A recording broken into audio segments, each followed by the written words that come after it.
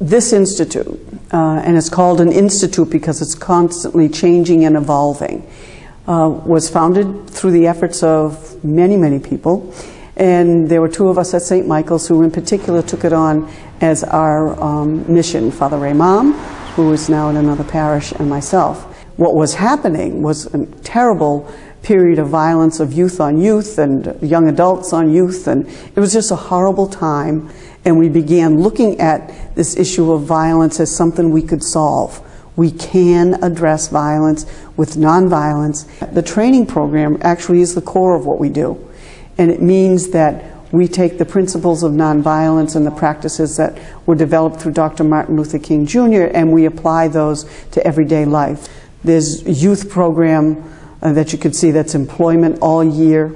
We have reentry programs for folks who come from incarceration, or either adults or young people. We have victim services, which is a way for us to create relationships with families who have been through horrible homicide situations.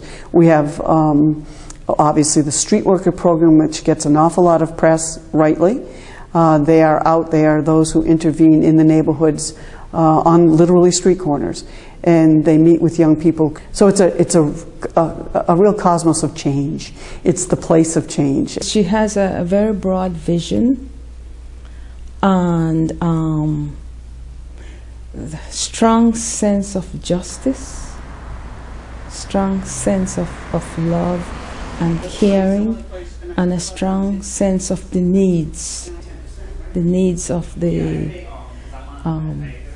people that come to us.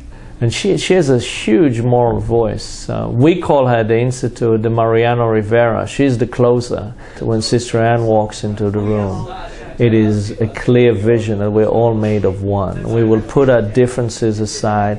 And how does she do that? She does that with wisdom, with smarts, with being honest and critical and sharp. And at the same time, she brings a light, loving sense of humor. And that's a rare gift. What I do is what others are doing. It's what the sisters are doing in Western Massachusetts or in Africa. It's all of our mission is the same. We just happen to have a few different expressions of it. Working together energizes you and me, energizes the crowds you're with, and that's the energy I get. That's the satisfaction. I get up every morning and look forward to something, even if it's a difficult day, that we have to decide something you don't want to decide. It's a day full of energy and full of possibility.